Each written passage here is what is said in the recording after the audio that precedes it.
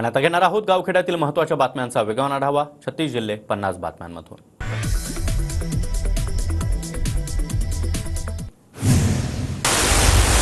श्रावणी सोमवार निमित्त मुंबईतील बाबुलनाथ मंदिरामध्ये भाविकांची अलोट गर्दी. हर हर महादेवाच्या जयघोषात मंदिर परिसरात दुमदुमून निघाला. नाशिकच्या गोदाघाट परिसरातील प्राचीन कपालेश्वर महादेव मंदिरामध्ये भाविकांची गर्दी. भाविकांनी घाट परिसर बहरला. आजपासून पवित्र श्रावण महिन्याला सुरुवात. 12 ज्योतिर्लिंगांपैकी एक असलेल्या त्र्यंबकेश्वर मंदिरामध्ये भाविकांची गर्दी. त्र्यंबकेश्वर ज्योतिर्लिंगाच्या दर्शनासाठी भाविकांच्या रांगा. श्रावणाच्या पहिल्या सोमवारी भीमाशंकर मंदिरामध्ये भाविकांची मांदियाळी. श्रावण महिनाभर मंदिर भाविकांसाठी 24 तास खुलं राहणार. श्रावण महिन्याच्या पहिल्या सोमवारी पुण्यातील ओंकारेश्वर मंदिर पाण्याखाली. भाविकांसाठी मंदिर सकाळच्या सत्रात बंद.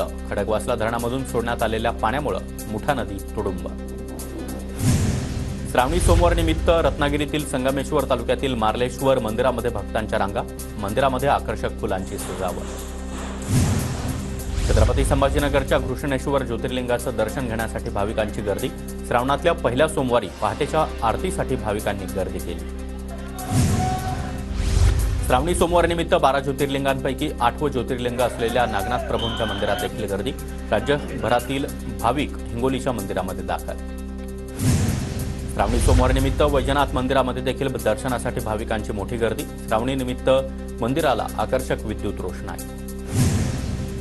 अकोला शहरातील राजराजेश्वर मंदिरामध्ये देखील पहिल्याच श्रावणी सोमवारी दर्शनासाठी भाविकांची मांदियाळी.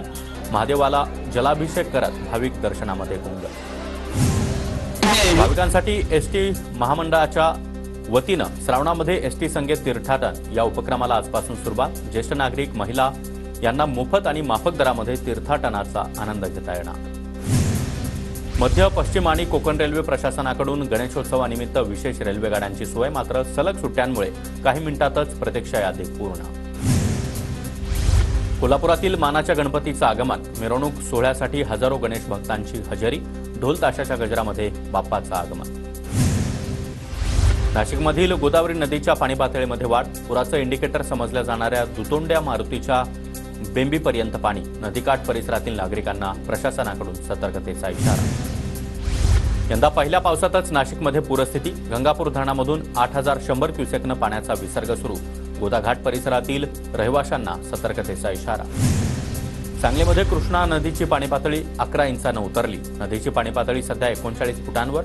मागील 5 दिवसांपासून कृष्णेची पाणी पातळी स्थिर. नाशिकमध्ये मासेमारीची हौस जीवावर बेतली. गिरणा नदीमध्ये अचानक पाणी वाढल्यानं 12 ते 13 जण अडकले. मात्र धुळ्यामधून एसडीआरएफसह अग्निशमन दलाची टीम मालेगावात रेस्क्यूसाठी दाखल. पुण्याच्या खडकवासलामधून 45,000 क्युसेक पाण्याचा विसर्ग. नदीकाठच्या परिसरामध्ये पाणी शिरल्यानं जनजीवन विस्कळीत.